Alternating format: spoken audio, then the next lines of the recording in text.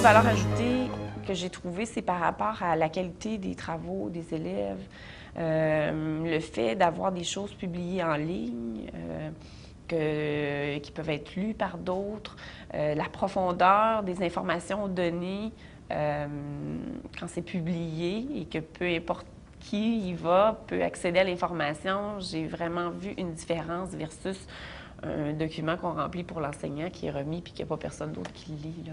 Ouais.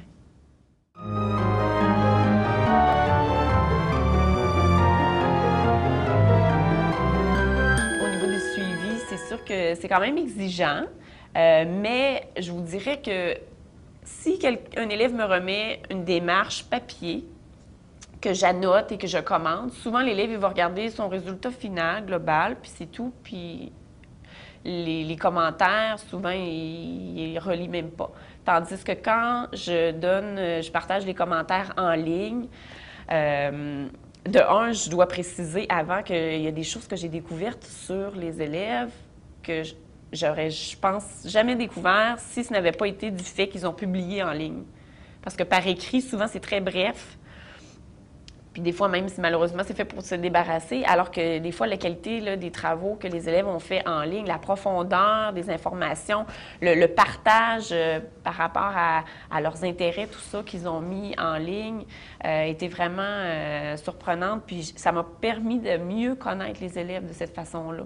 Chose que soit de 1 à 1 ou encore juste un papier que j'aurais pas découvert. Puis ensuite, le fait d'annoter, de commenter, il y a comme un partage, un échange, un lien qui se fait parce qu'on dirait que c'est un petit peu moins gênant que 1 à 1. Alors, l'élève écrit des choses, l'enseignante répond, félicite, encourage, tout ça. Puis là, l'élève, après ça, il retourne sur son blog, puis il voit le petit commentaire de l'enseignante, puis là, il est content, puis ça le motive, puis il trouve ça encourageant. Donc,